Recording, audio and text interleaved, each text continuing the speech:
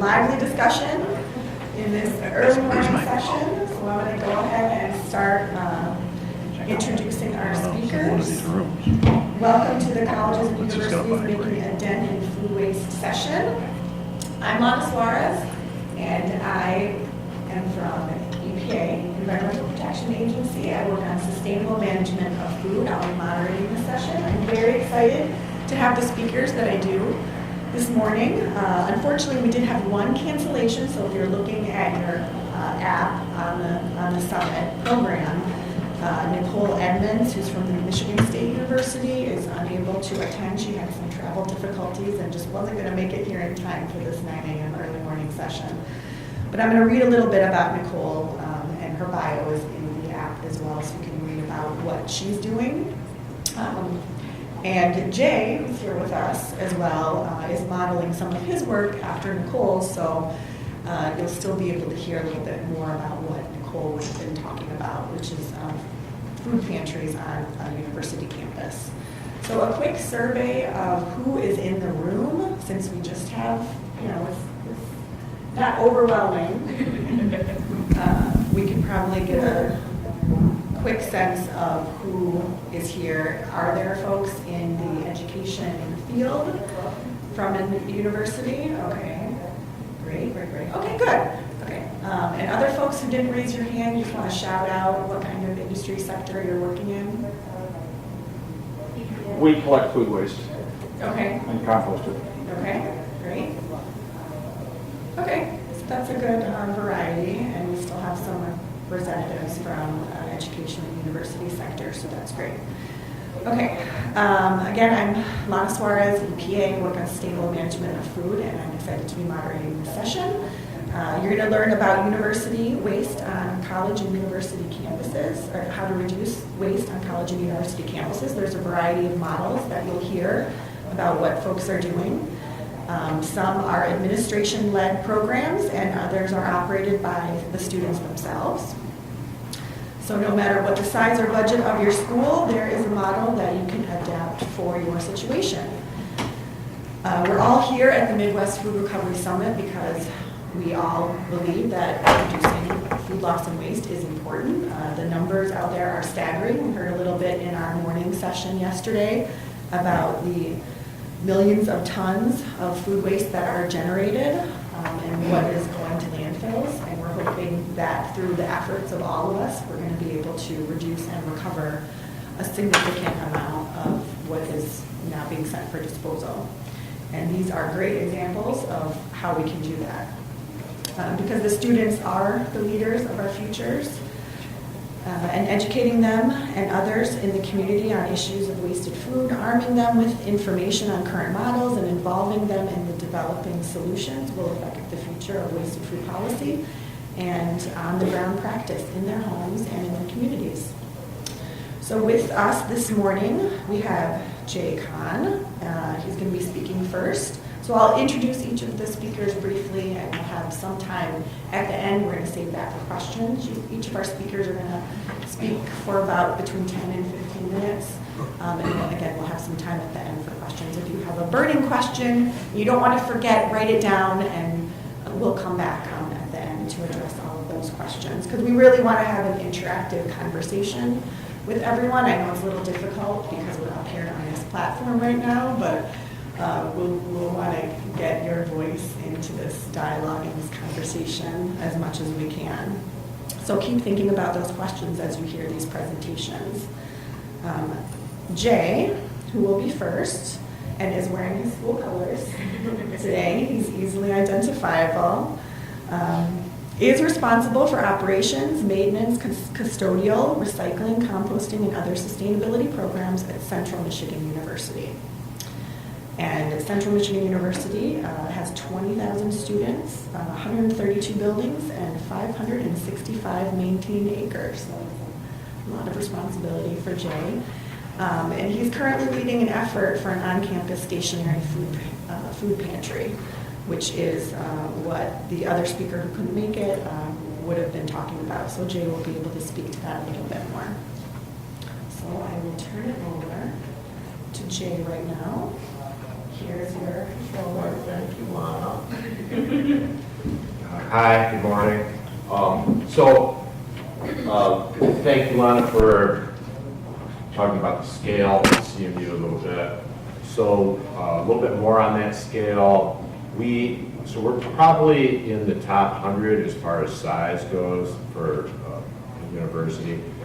A little bit more on that scale. So we are located in the town of Mount Pleasant, which is about 20,000 students, or 20,000 people. And so when we add our 20,000 students to that, the town about doubles. And so it's very hard to get around about 9 months of the year in your car. And so be careful if you're coming to Mount Pleasant during the academic year. So also we're about in the top 50 in the nation for housing students on campus. We house about 6,000 students on campus, which is a challenge in and of itself.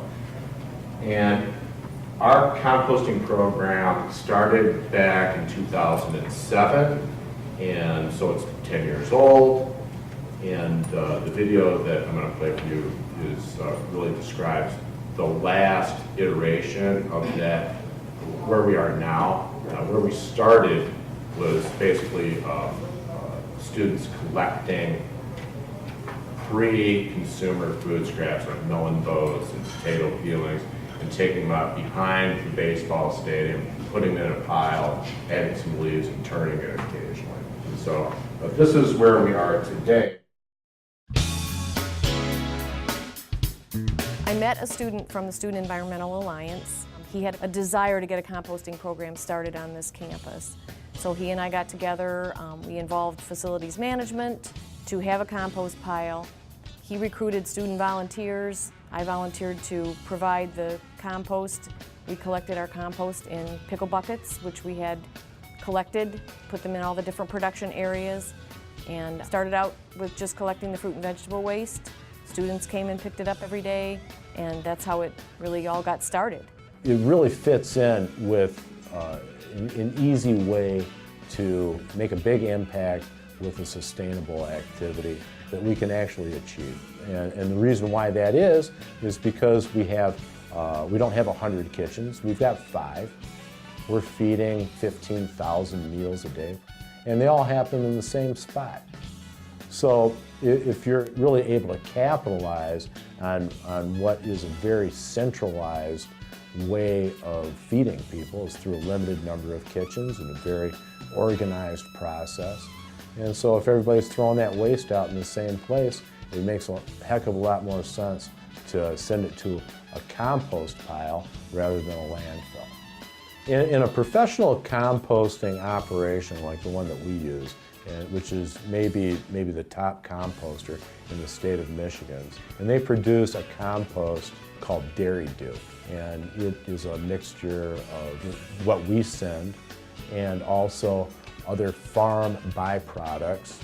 When we take a load of kitchen waste up to Morgan's, we backhaul a load of compost, which is pretty cool because we're actually taking the finished product back from what started out as plate scrapings. It is very exciting, and it is the right thing to do, and the benefits are that we're protecting our environment. For more information about our award-winning programs, check out our website at cmich.edu or find us on Facebook. So just like any programs that require a whole lot of people, you have to have partnerships with great partners. I really have to give a shout out to our food service provider, Aramark, who's a 2030 pledge for EPA on food waste recovery. U.S. Food Loss and Waste 2030 champion. Yeah, thank you. And so without them, we couldn't have done any of this. And so getting your team that is in the kitchen on board with what you're doing is very important to the success of these types of programs. I mean, you can't do the pre-consumer collection without them, and you really can't do the post-consumer collection without them either. So, and then the students, you know, they have to know a little bit, and they have to buy in, and we have to do an outreach and education program with them as well. So there are a whole lot of players in this, and you have to herd all those cats and get them going in the same direction. So one of the things that, since we're like every other university, most universities, we're financially challenged. And so in order for us to run these types of programs, we have to absolutely understand what the bottom line is. How much does it cost you? And does it cost you more than putting something in the landfill? Okay, so this is the beginning of our program, the whole pickle bucket thing that I was talking about earlier. This was the second iteration for us. This was a professional hauler. This is basically a rendering truck. And so they would collect our kitchen waste, both pre and post consumer, and take it up to Morgan's. And now we're our own hauler. So we had the truck, we invested in a dump trailer and put a little cart dumper on the side of it and bought 60 carts. Each kitchen has about 10 carts, 64-gallon carts. That's about as heavy as we want to go for this type of an arrangement. Somebody yesterday was talking about a 96-gallon cart. That would be too heavy for us for that, because the waste is mostly liquid. And that's what we do right now, all up to the Morgans. There's our cart number. There's Don Long, he's the guy who hauls it. He's also my recycling coordinator, great guy. Really thin, hydraulic, bed liner, because it's cold, stuff freezes to the side, so you have to have a plastic bed liner in order to dump it. So some of the numbers, which I think are interesting for us, each one of these lines represents an entire year. So I don't know if you can read this or not. The brown is what we're sending to a landfill, and this is total university. So each year, the last 12 months, we're sending 18,000 tons to landfill. We're recycling 270 tons, and that's basically glass, plastic, metal, commingled type of stuff. Compost is the black bar, and that's 337 tons. So we're about 340, over 340 right now. And the green is cardboard, 250 tons of cardboard we go through. And then we have metals at 23 tons. We bale paper and sell that mill direct. It's about 60 tons a year. So the composting represents about 11% of our diversion. Our total diversion is about 34%. And of that 34%, 11% is compost. So one of the things that like I was talking about originally, what we're interested in is what does it cost? So landfilling costs us about $82 a ton, the tip and the trip. And that's taken directly from invoices. We're not estimating. We don't estimate weights. We have our own scale, commercial scale. So Waste Management, who is our solid waste hauler, they weigh in and weigh out every truck. And we weigh in and weigh out every time Don goes up to Morgan's to drop off compost. So compost, there is no tip fee for the trip, and Don's wages, the bags, equipment, and fuel, so that's $68 a ton. And there's the numbers on the tipping fee. So you can make an economic argument that the more that we're able to compost, the less that waste costs us. If we were going to stick it in a landfill, we'd be paying more. So that's important for administration to understand.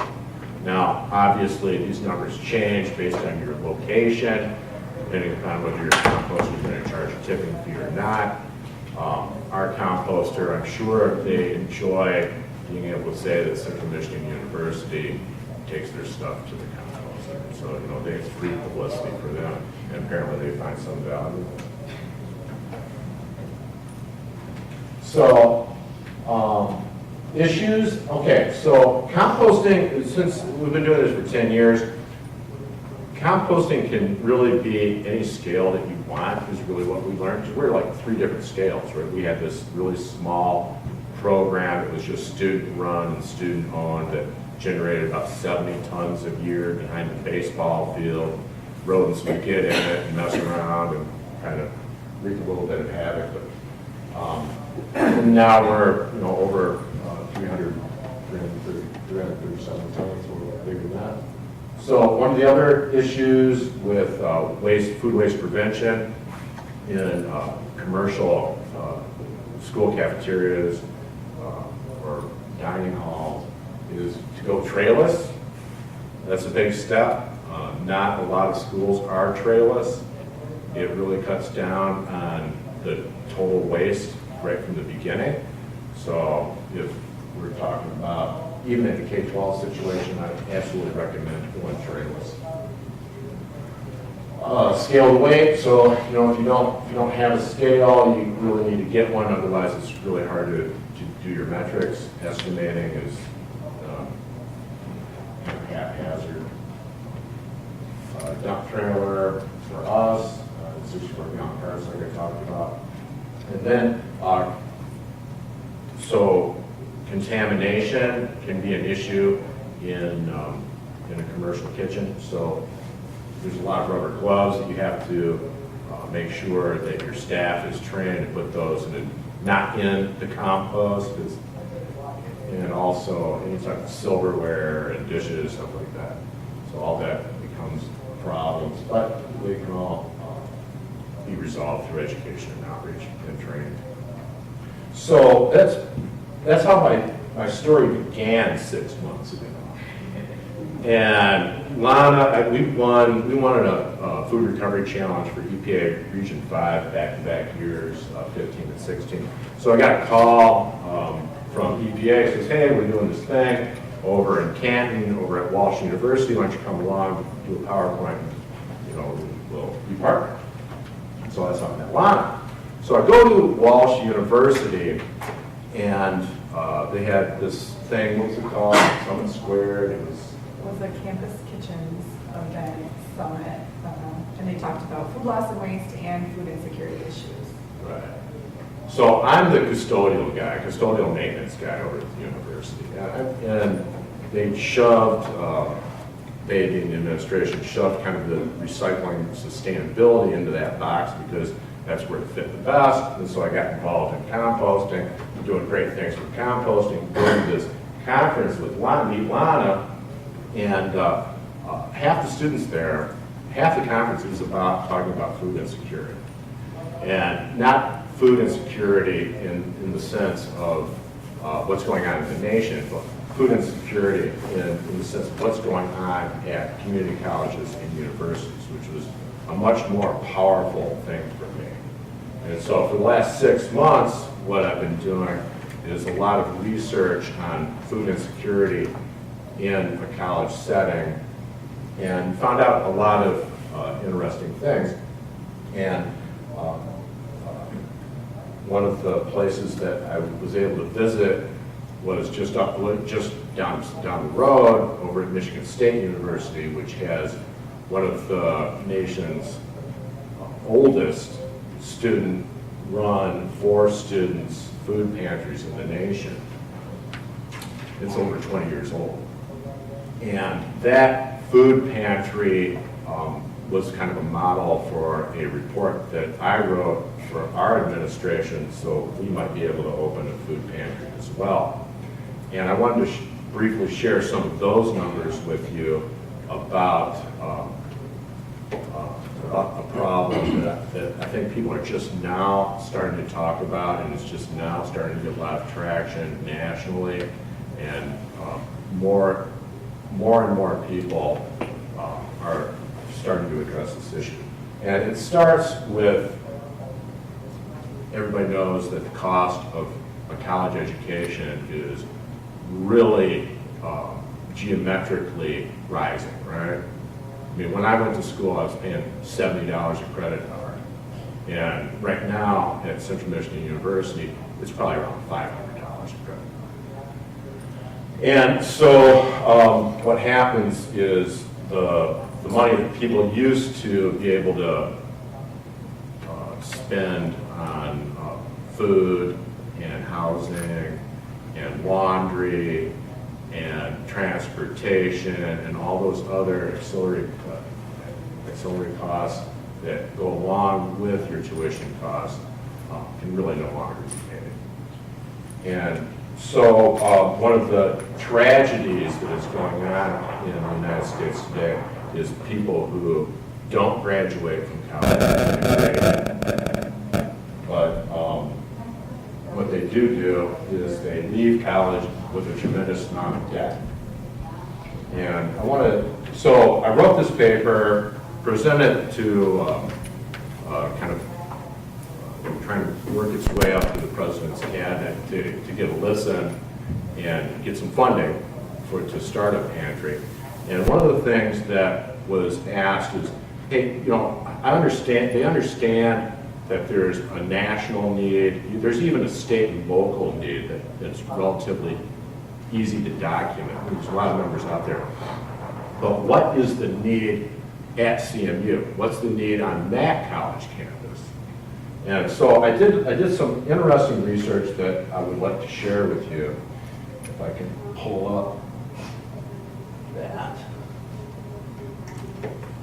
Okay, so as it turns out in the research that I did, there is a alliance called College and University Food Bank Alliance, which boasts 316 institutions across the United States that belong to this. So it's a group of community colleges and colleges that have food pantries, are interested in starting one, and they all kind of get together and share this information. So the information here at CMU, so I talked to the Director of Financial Aid and the Vice President of Enrollment Management, and these are some of the numbers that I would really like to share with you. At the bottom of the page where it's highlighted, so undergraduate student aid recipients, people who are getting financial aid, and what their parental incomes are. So 11% of the people who go to CMU, their parents, or at least the people who are claiming them as a dependent on their tax return, 11% make are in the poverty range. So universities and colleges are famous for giving you basically that first year free, right? You get a lot of financial aid, and there's a lot of grants out there to get you through the door. Years 2, 3, 4, 5, 6, colleges is becoming a 6-year experience now, not a 4-year experience.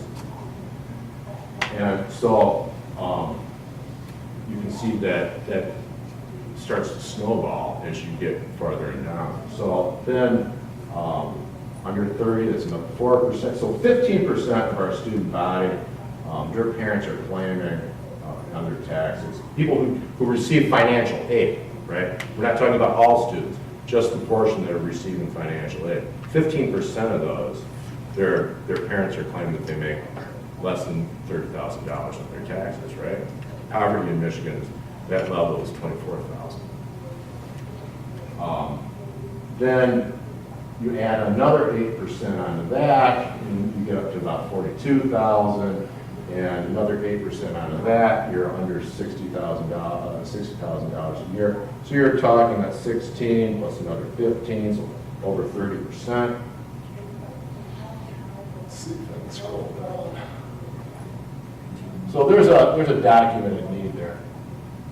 Now, percentages are great, but what does it really mean? Because 5% of 100 is 5, and that might not mean a whole lot. There's a report that came out It's a combination of United Way and Consumer Energy Foundation, which your utility gets a bunch of money that they have to give back a bunch of money because the law says they have to. One of the things that they do is they fund reports like this. So a report here says that there's a certain level of struggle that people have, and that is, and I'll just throw some of these bullet points out, it's hard to read it. So according to this report, that single adults, scroll down. So this, up a little bit. Okay, yeah. So single adults, you know, these are maybe students who are just kind of on their own. They probably get some help from mommy and daddy, but they're claiming their own self for tax purposes.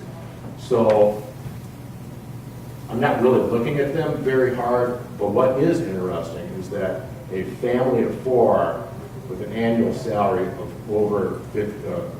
about $56,000, they're just meeting basic needs: housing, transportation, food.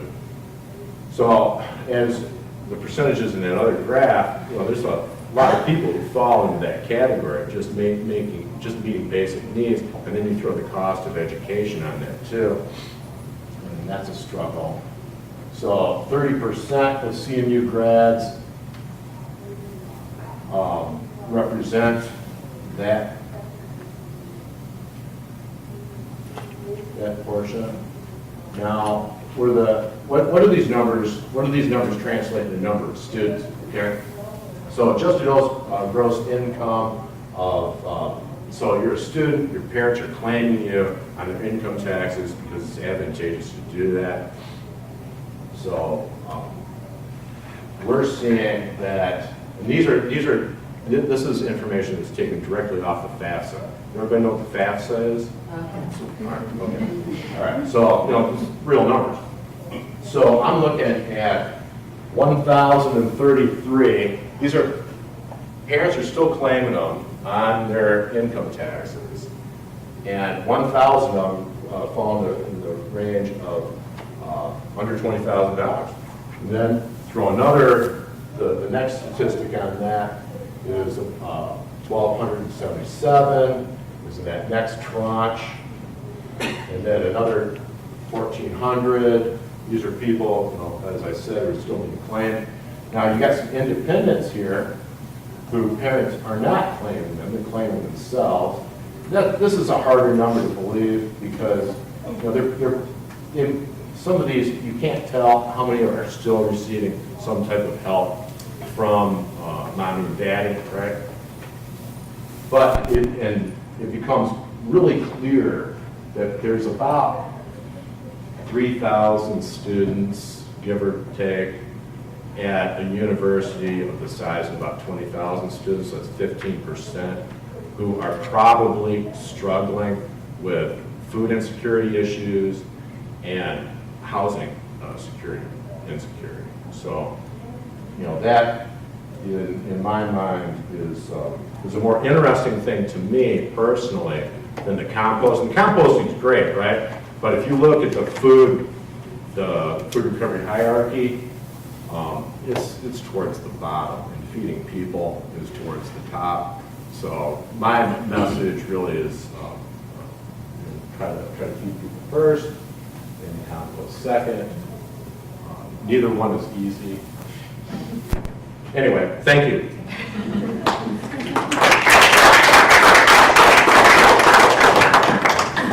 Thank you, Jay, for sharing your successful composting story and how you were inspired to work your way up the hierarchy and address food insecurity issues on campus. And it is amazing. Thanks for sharing that report. That will be reviewed shortly, so I'm anxious to hear about the results and how that was received. I'm asking for 50 grand. Let's go to the first one, Cather. Yes, thank you. All right, Hannah Cather Cather is the program manager at the Food Recovery Network, operating out of College Park, Maryland. And she works with students and fellows to expand the breadth and capacity of that network. And you'll hear more about that program in her presentation. You want to see it here? Do you want the microphone? Yes, please, girls. Oh, okay, yeah, I'll definitely talk to the microphone. So this is a model that is using student power. Thank you, Hannah. Hello, everyone. So Jay focused hyper on one campus. I'm going to pull us really, really far out and look at the entire country of the United States of America. Has anyone in this room heard about Food Recovery Network specifically? Oh, okay. Great. I'm so glad that you're here. So just for those who might not know, and a refresher for those who do, we have been around for almost 6 years. Really excited. We're a very young organization. We were founded in 2011 by students at the University of Maryland, Ben Simon, Cam Haskell, and Mia Zavalij. They saw a problem in their dining halls, and they said to their dining manager, whose name is Colleen Wright-Riva, who we still work with today, which is incredible. Colleen, we think that there's a problem here. We see food going to the trash can, and also we see that there are hungry people in our communities. Can we do something about this? And Colleen said, okay. And I think we're probably all familiar with the statistics that 40% of the food that's produced in this country is thrown away, which is a lot. It's just mind-boggling to me. And then also that 1 in 6 people experience food insecurity, and Jay was talking about that a little bit, this idea that you don't know where your next meal is coming from. And so those are paradoxical problems, right? And so those three decided that they were going to do something about it. And in the last 6 years, we have grown from 1 chapter at the University of Maryland to 230 across the country in 44 states in the District of Columbia. Shout out to anyone who's in Montana, North Dakota, Nevada, Wyoming, or Nebraska, or Alaska, potentially. We don't have chapters there, so if you're from that place, I would love to talk to you. So you can see just, excuse me, these are our chapters, these green points. And then in the last 6 years, our student leaders have recovered more than 2 million pounds of food. It took 4 years to recover the first million, and then about 18 months to recover the second million. And we think that by 2019, we'll be recovering 1 million pounds year over year, just based on our student power. And so that food, and this is an average recovery, you can see on this card, that's one dining hall at the University of Maryland, one night after the evening. Some of it might be, I don't think any of that food is frozen. So that's all fresh food that was going to get thrown away if those students hadn't been there that day to take it. And so we work with our food donors and hunger fighting partners. We call them our partner agencies. They're the shelters and the soup kitchens. So we work with 340 plus food donors on campus, off campus, restaurants, farms, farmers markets, kind of a spectrum. And then our partner agencies are churches, soup kitchens, shelters, also a spectrum. And so those are our numbers, those are our people. And then I wanted to do a little bit of a focus on the Midwest impact, and I pulled some numbers from EPA Region 5 plus 8, but I understand that there are maybe more than those 2 regions present here. Yeah, okay. I'm sorry, everyone.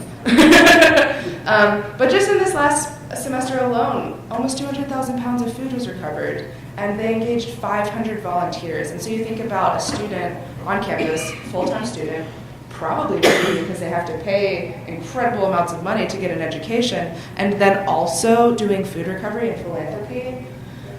It's crazy. I get chill bumps every time I think about it. And then, so this is just another look at our numbers in our picture. Network-wide, our history, more than 22,000 hours of volunteer work. And I can't remember the equation right now that equates how much money a volunteer's hour is, but I think it's like at least $15 an hour. I'm seeing some nods. Maybe it's even more than that. 18. So $18 an hour. I can't do that kind of mental math, but it's a lot. And also just engaging hundreds of student leaders. And then network-wide, this semester, I think it was network-wide. Yeah. So So we do an end of the semester survey to our students just to check in, see what kind of data they have to report. And we, out of our 230 chapters, saw a 55% survey response rate, which is worth celebrating. Wish it was 100. And so those folks reported having 650 volunteers who did more than 2,000 hours of volunteer work. And a chapter size on average is 23 volunteers. We have some chapters who have hundreds of people on their listservs, and then some who are 3, which is also special. And so this is a testimonial from Rebecca, who was the chapter leader at Grinnell College. I think she's the one in the middle of this picture, and they're serving food at their partner agency. And so this is kind of a lengthy quote, but I'm just going to read it with bold. Efrain showed me all of the people who are benefited by our support and how much we really are all connected and fighting the same issue. And that's what's really the power of Food Recovery Network, is the students, and their leadership, and the opportunity that they have to bridge their campus to a larger community. So how do students start Efrain chapters? It's a great question. We have worked with more than 200 people to do it, and we've perfected our model. And so this is the chapter in progress timeline, which we call chips, which is kind of fun. Some crunchy potato chips. But so from the left side, you'll see a computer screen. They start by submitting an application, which we review, and then decide, okay, are you viable? Let's have an info session. They commit to the process. They recruit a leadership team. They find a hunger-fighting nonprofit in their community. They solve their transportation logistics. Are they going to walk the food? Will they need campus vehicles? Some people bike, which is really incredible. They do food safety training, and then at this point, we think that they're ready to approach their food donors. Generally, their on-campus dining service provider. Sometimes it goes really well. Sometimes it takes some negotiation, and sometimes they go off campus because the dining service providers are stubborn, or just maybe they're already doing food recovery, and so they are not in need of student support in that way. Once they've identified a food donor, they do 2 recoveries and then submit some logistics forms to us, and then we review all of that and decide, hey, great, you've completed the process, you can now join our network of official chapters. And so we have resources for all of these steps, and also we work with the students every single step of the way. I'm really excited. I've got info sessions scheduled for next week, and it's the first round for the new school year. And so these are people who applied over the summer and are ready to get started, and I'm really looking forward to talking to them. And so, recoveries. Has anyone been on a food recovery with an Efrain chapter? Oh, great, okay. And so these are just like our averages. They take an hour and a half from going to the food donor to dropping the food off at the partner agency. On average, 3 volunteers are present, and we've seen food tracking forms, which is how we track all of our numbers. We've seen recoveries that were 5 pounds. Sometimes I'll see half a pound, and I'm just like, I'm so glad that you were there to recover that food. And then sometimes 2,000 pounds of food after a football game at the University of Tennessee, just from this, the stadium alone, 2,000 pounds of food. So that's on average. And I really like this quote from Nicole. Participating in the Efrain program makes you feel good. It also can help you cut your costs, because the students are doing that regular food waste auditing. You start to see that on Tuesdays, students do not like chicken lasagna. They only eat 1 pan instead of 3 pans, and that enables you to make order changes, behavior changes. And so we are hoping that one day we will essentially not need Efrain chapters on campuses anymore, because the people who are preparing the food are doing a really great job at predicting waste. And then this picture makes me smile so much. This is a guest at a partner agency, and we survey them once a year. And the top 3 responses about the food that partner agencies receive from Efrain: introduces new variety, it's easier to distribute, and it's better quality than other donated food. And so these are real-life people who are getting the food that was going to be thrown away and then able to serve it to our communities. And if you remember, we work with more than 200 partner agencies, and we save them a lot of money, which they're able to redistribute to other programming and needs, like paper towels, just all these different things. We hear about the variety of the ways that we're impacting communities. Also a really long quote, I just really like Mary Jo. But she's talking about how she's been working at the Blessed Sacrament Supper program for more than 25 years, which is longer than Efrain has been around. But as a part of working with Efrain, they have a reputation for being one of the best soup kitchens because of the quality of the food offered and the variety. And Efrain has certainly helped us expand our menus.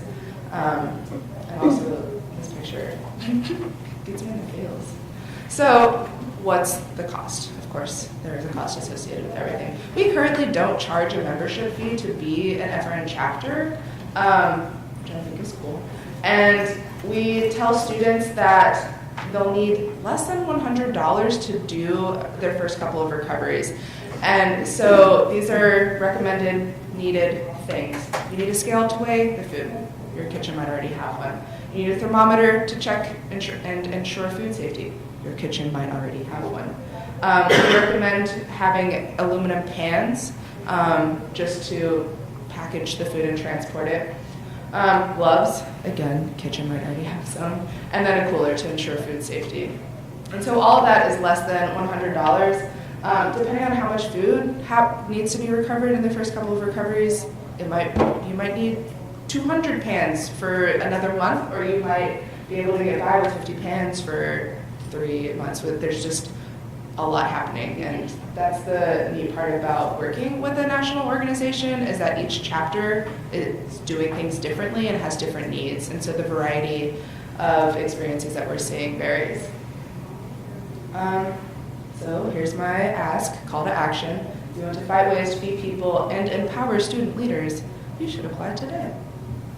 And then the contact information in case you want to copy that down. Okay, I think that is all. Thank you.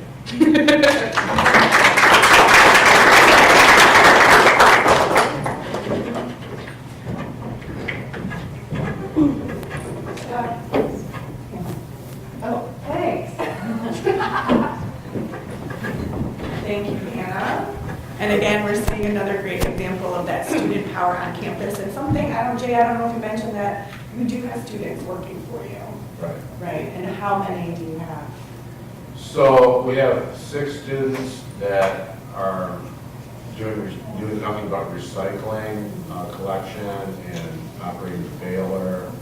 I have another 3 students working on outreach and education in various programs that aren't really physically labor oriented. And then, let's see. Yeah, that's about it. Yeah, I just wanted to emphasize that student power part of this movement. All right, and then our next speaker is Dr. Daniel Wildcat, being substituted today by Liz Blackburn. She's in our Region 7 office, which is out of Kansas City. We're in EPA Region 7 right now. And she is the Tribal Waste Coordinator and a member of our Sustainable Management of Food team. So she'll be delivering Dr. Wildcat's presentation this morning.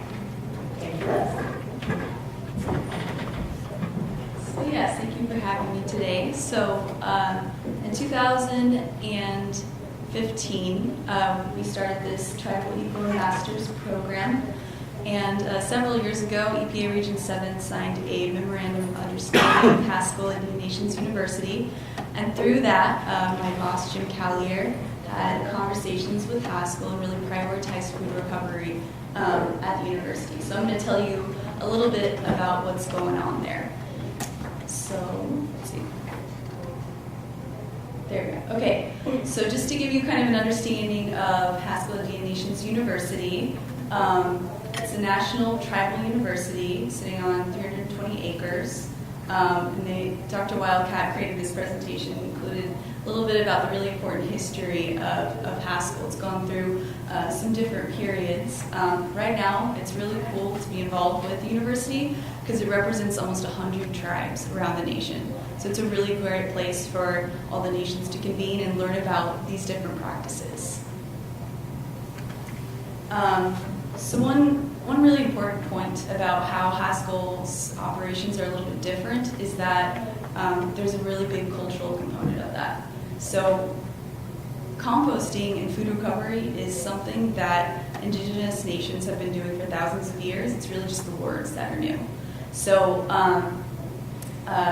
Black Elk is a really important indigenous leader that is involved with different environmental movements. So Dr. Wildcat put a quote here that says, "You've noticed that everything an Indian does is in a circle, and that is because the power of the world always works in circles, and everything tries to be round. Everything the power of the world does is in a circle. The wind in its greatest power whirls. The birds make their nests in circles, for theirs is the same religion as ours. Even the seasons form a great circle, and they're changing and always coming back again to where they were. The life of man is a circle from childhood to childhood, and so in it is everything where power moves." So really the point there is that this circle of life component is really key to what they're doing at the university. And that circle of life component is, you grow the food from the earth, you eat the food, and then you give back to the earth in the form of food waste and make new soil and help the soil live and grow again and again. So how this project initially began is about 3 years ago. My boss and students and faculty saw that the students were really concerned about the large amount of food waste that was coming from the dining hall, kind of like your project was discussing too. So this really is a student and faculty-led initiative. So in 2015, the Haskell University decided to apply for an EPA Tribal Eco Ambassadors Grant. So what that grant does is it really tries to encourage and fund environmental projects in tribal universities that are really student-led.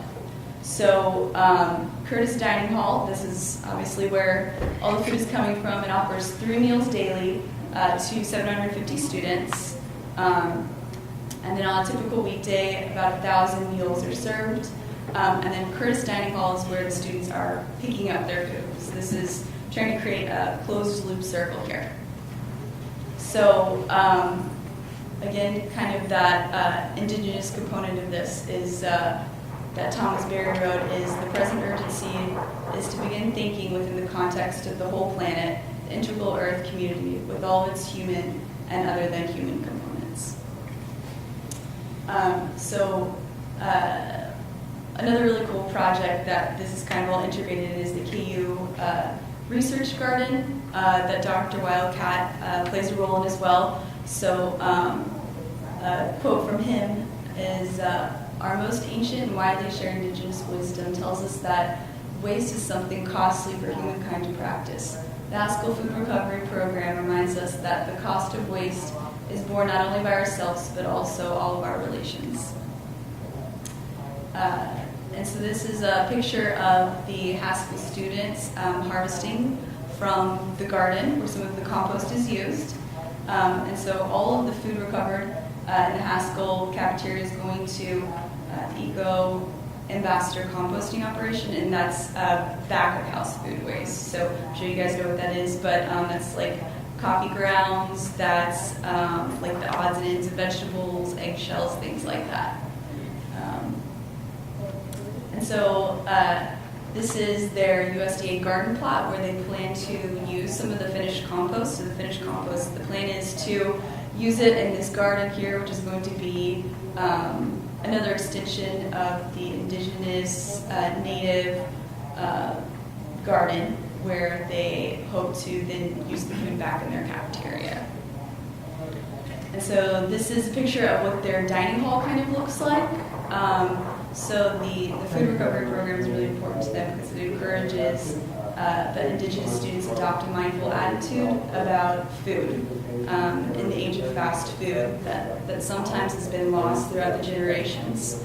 So they're kind of trying to bring back that wisdom, encourage it to the next generation of saying, we've been doing this for thousands of years, let's make that something important to us again by really like visualizing that in their dining hall cafeteria. So this is an example of one of the planning meetings. So this picture here includes Dr. Wildcat and Lisa Thresher, myself, and some of the students trying to plan kind of where are we going to go with this initiative. So in 2015, the next step was to conduct a food waste sort, which our lovely Lisa Thresher here in the front row assisted with. And really, Lisa and Dr. Wildcat made it very clear that this wouldn't have been possible if there wasn't buy-in from all the stakeholders at the university. So it was really important to get the dining staff on board. It was really important to get the student volunteers. The students came out from their classes. Their teachers knew what was going on. So it was really a student-led effort that really put a lot of great data to work. So these are some of the students, and we organized the food collected through a week period. Is that right, Lisa? 5 weeks? 5 meals. 5 meals. Okay, 5 meals. And it was organized by carbohydrates, fruits and vegetables, meats, and dairy. Yes. So, and then the students with the clipboards here, they were asking questions to the people who were bringing their plates, saying, so why didn't you eat this and this on your plate? And they would say, well, I didn't like it, or I'm running late. That way you kind of get the behavior understanding of it, so you can make decisions afterwards about, are we going to change our recipe? Are we going to try to serve smaller portions? What are we going to do to try to target food loss at the university? So to kind of show you a snapshot of what that data looked like, this is organized by the different categories for the lunch period on September 2nd. So as you can see, breadsticks and fried okra were kind of the biggest, and the biggest food that was typically wasted is carbs, and a lot of students said, well, I'm trying to cut carbs, I'm trying to be healthy, things like that. So we recorded those reasons, and then had conversations down the road about what are we going to do about that. So overall, over the 4 meals at least, carbohydrates were the highest, along with soups and fruits and veggies. So the next step, they decided that they were going to donate as much food as possible, and then they really wanted to implement a compost program, because they really wanted to have that on-site composter to visualize the circle of life component. So they decided to construct an on-site composter. And so they used basically pallets that they had laying around, and then a company around the Lawrence, Kansas area, which this university is located, sorry I didn't mention that earlier, donated some like nuts and bolts and things like that. So students did a lot of research and decided that they wanted to do a 3-bin composter with the option to expand or contract as the food waste came to them. So this is the team, and this is kind of what their composter looks like. So the first area is kind of a holding area for their food waste. The second area is they're experimenting with 2 different batches. So the first batch there is grass clippings and things like that, and the second batch over there is like fruits and vegetables and eggshells with wood chips that are generated from landscaping from around the university. So this is how they transport their food. It's in this gator, and this big pile that you see over there, that's their wood chip pile that they recently cleaned off all that debris from. And then Jamie, this woman here, that's the buckets that they collect from Curtis Dining Hall. So this is kind of what it looks like when they collect. So it's really informal. It's a student-led initiative. They really do a great job working with what they got. So they make sure to weigh all the recovered food at Curtis Dining Hall and record all that information. And then they toss the food into the second compost area, and then they turn it, they do squeeze test, which basically is you squeeze a handful of the compost and the drip comes out, then you have enough water, and if nothing comes out, then you add a little bit more water. And then they stir it up with the pitchfork there. And then they measure the temperatures, make sure it's getting to that 150 degree range. So they're really excited that they, after they kind of got their operation up and going, they're collecting this data, and that's trying to show them over time which batch is working. Do they need to adjust their feedstocks? Do they need to, what's kind of going on with the biology and science of the operation? So this is kind of an example. It might be a little bit hard to read, but this is an example of their data collection. So it has each day what their feedstock looked like, and they measure it in 5-gallon buckets. And then they started measuring it around later areas of the month, and they record who does it. Since there's about 6 eco-ambassadors that are involved, so they're just trying to make sure that everybody's kind of following the process and collaborating with one another. So the lessons that they've learned from the food sort and from composting is that salad bar choices have improved.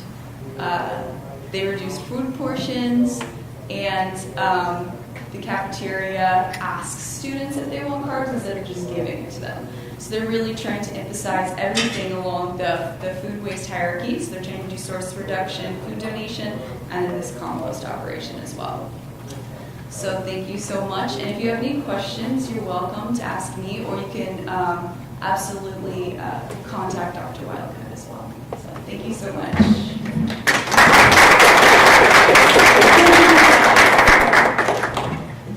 Thanks, Liz.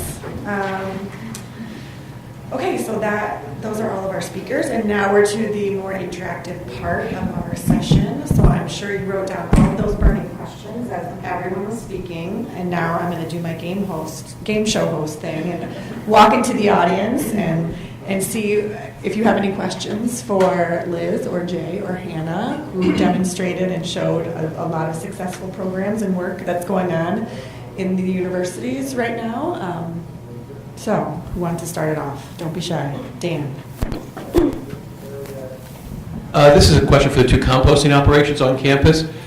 How did you overcome the problem of keeping the composting operation going during the summer when there's not a lot of students on campus? That's for either one.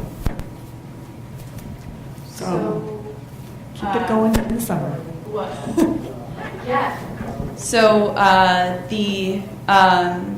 this new semester just started up. So during the summer, a couple of the Haskell students are from the area. So there was one student that made sure that he stayed in town and collected the food waste, but also they don't typically host very many summer classes. So there wasn't much food waste coming from the dining hall, so it was much more manageable, they said, to deal with that. And then they know, I go up to Haskell about every week, so they know that myself or Lisa or my boss Jim, they can always call and contact us, and they feel very comfortable with if they ever have a problem with bugs or animals or something like that, they can always call and contact us. So to answer your question, it was a lower amount of food, and then it was one student that stayed for summer classes. So for us, of our 5 kitchens, one's a catering kitchen, and that stays open year-round, but the other 4 kitchens don't. So in the summer, those kitchens are really closed. So you can't really, you don't have any material except the catering operation. So yeah, it shrinks down to that. And then who does the physical turning of the compost during the summer? You guys, your physical plant employees then? For us, we're really only the hauler. Okay, that's right. And that compost facility is all year round. Yeah, that, right.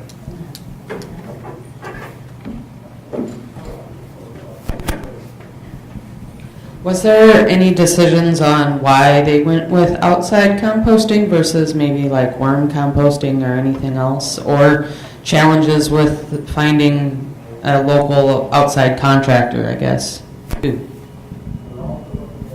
So at Central Michigan University, we're labor challenged. Like in the summer, we don't have a lot of students. And even if we did have a lot of students, the throughput, we matriculate out 20% of our student body, bring in 20% new. You always have this huge outreach and education burden with about 20% of your student population. So to get consistency of product is always a struggle. For us, being lucky enough to have a compost operation within a drivable distance for Don and his dump trailer is very helpful. As compost operations become more prevalent, maybe that happens a little bit more. So for Haskell, they chose to do an on-site composting operation. It was more about the learning opportunity there, and it was also a lot about kind of the social justice about improving sovereignty that can kind of be taken back to their nations, and through learning how to do composting, food recovery, and stuff like that, it also increases job opportunities for the students as well. So it's more about that experience rather than contracting. Yeah, kind of talk a little bit more about that is that we're really trying to build sustainability issues inside our curriculum. So to go back to as the world becomes more and more attentive to this and build sustainability into the marketplace, our students really have to have a deeper understanding of what that is and being able to operationalize that in order to get jobs, be ready for jobs. Jay just alluded to this a little bit, the turnover that happens on a college campus. I would love for all the panelists to give some insights and strategies on how you are increasing your education, your awareness, and getting the buy-in from the student population to put the organics in the right bin and even take notice. Okay, I have to leave the microphone with you for the recordings. Outreach and education, how do you do it? And is there a trick, I suppose, right? There's not a trick. Outreach and education for us is we're always thinking about it. You know, I'm buying pins one year. I'm buying those little snappy bracelets one year. We're doing outreach, we're doing tabling constantly. We are participating in EPA contests like Game Day Challenge. Is that EPA? Recyclemania is EPA? Supported, yeah. So competition's great. Everybody loves to compete. Students love to compete. Universities compete on the gridiron. They compete on compost. They compete on sustainability. They compete for students. The more you can game, you can run a game with your outreach and education turned into some type of thing that will make the interest peak, works. And that changes from year to year because people's interests change. So you have to be vigilant. So, I mean, I'm thinking about hearing from a student leader yesterday who said that at Iowa State University there are 800 organizations that students can be involved in, which blew my mind. That's a lot. So, not surprised that volunteer recruitment on their campus is a little more challenging. We just kind of published, if you will, a volunteer recruitment guide that we share with our chapters on how to do effective recruitment, to be determined on its success, but all the things that Jay just mentioned of tabling, initiatives, gamifying, those are all components. And also working with someone who is on the campus. We've seen success in connecting with staff advisors in a way that historically we weren't doing intentionally, but now that we're connecting more with folks who are going to be on campus longer than the 4 years of a student's tenure, that's really seen our volunteer numbers stay high. At Haskell, it's kind of similar. There's 4 professors involved. There's one from business. There's one from the Indigenous Studies department. There's one from environmental science, and then there's Dr. Wildcat, who's now the VP of the school. So really, they do a good job of getting the word out. And we also use the each one teach one kind of method. So each student recruits and kind of trains 2 new people each semester. So that's actually been really successful. So students come from about divided between coming from the environmental science fields and then the indigenous study fields. So they've really had great success, and they run 100% of their outreach and education campaigns. They go do tabling, they host events. They also have had their stories published in EPA's Tribal Science Bulletin. They work with our state agencies who do a great job of letting people know what they're doing. So there's a lot of excitement about this program. And then to address your other question about contamination, since that's a question that we get a lot, is this program is right now just focusing on back of house food waste. And then so the students and EPA and Lisa worked a lot with the dining staff to say, okay, these are the things that can go in the buckets, these are the things that can't. And they also have these checklists Lisa designed that each time they dispose of like 5 eggs, they'll just put a check mark. And so that really helps with contamination because you're kind of tracking it a little bit more. So, that's how we do those things. Thank you. So I got a question. It's kind of a two-pronged question. For those of you that are doing composting, do you have egg science where, you know, maybe some of that would go to feed livestock that the kids are studying? Haskell used to have agricultural sciences. Right now, it's not as prevalent. So right now they're looking about how to get this kind of integrated into the classrooms. Right now it's starting with biology and chemistry, and then it may kind of bridge out. So in Michigan, we're, I think probably most states in the United States, you cannot feed post-consumer to animals, right? So we're a pre- and post-consumer. And even when we were just a pre-consumer waste, I think that the structure of the surround, we're in the middle of a lot of farmland, and I think that the amount of energy that it takes to collect the food and deliver it to a farmer, or even have the farmer come up and pick up that small amount of pre-consumer. If I was to guess, I'd say pre-consumer, if you look at the total food waste picture, pre-consumer might be as high as 30%, but I'm kind of doubtful about that whole chunk of that pie. Most, I think, just about, yeah, so when we were really capturing all pre-consumer waste, that was 70 tons. Now we're capturing both pre and post, and that's about 340 tons. So whatever that percentage is, I would say is probably the same in most kitchen operations that are relatively running lean. So yeah, I think that there's just so much energy expending to get pre-consumer to livestock that it becomes impractical. Well, my second question is for you too, is since you're in the middle of Michigan, cost of food may be higher. Have you ever done an analysis of this is the actual cost of the food that we're wasting? Because I know my son went to University of Maine, and there's like one road up in Maine, so the cost of the actual food is higher. You know, I've never looked at the cost of food locally in that type of term. The only I just thought for your food pantry, if you could say to them, well, this is how much we're the food pantry. Cost-wise. Yeah, the cost for food pantry more evolve around. So there's two things that I'm thinking about. One is the food recovery part.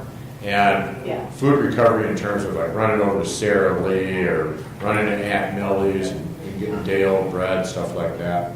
You know, that's all fantastic if you can get that free and you can get it locally and it's easy to gather up. But what people really talk about when they're talking about food pantries is really plugging in to the organizational structures that are already in place in this country. So you have feedamerica.org, right? That's like the umbrella over the entire United States. And then underneath that, you have regional food pantries. In Michigan, we have 4 or 5 regional food banks, Our closest one is Greater Lansing Food Bank. And if you've, how many people here have ever been to a food bank? Regional food bank? Well, then you know how big it is, right? And what people who are really passionate about these types of activities tell you is that, you know, I would rather not have the donation in terms of food, but I'd rather have the donation in terms of money, because I can buy food through the food bank at, I think we're buying food at probably around 35 cents. At the highest, it would be 50 cents a pound of food. So I think they really want the money to solve that issue rather than the donation. Well, that was my thought, was if you could cut down how much the cooks are cooking, figure out how much, you know, if they're throwing 40% away. Now, and that 40% is worth X amount of their budget. If you cut that down by 20%, you'll have 20% more in the budget that the president could then allocate. Yeah, I think that the Aramark people would probably be a little bit more positioned to answer that question. Gotcha. But what Aramark is really, you know, our business partner is really concentrating on. So they went trailless, right? So that's a big thing. And then for them, it's a business, right? So they're absolutely trying to right size the offering, what's being put out there to the client, so that they're not overcooking, because it's a dollar in their pocket type of thing. So, you know, that system is set up trying to be minimal, and they do a lot of tabling and outreach.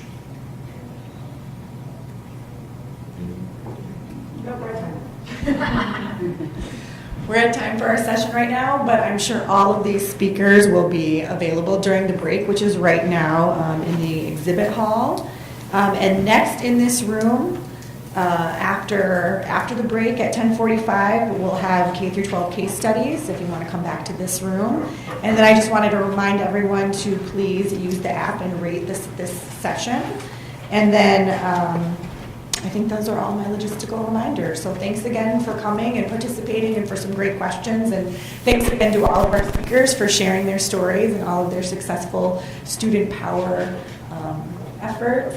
It's really great to hear all of them. Cool.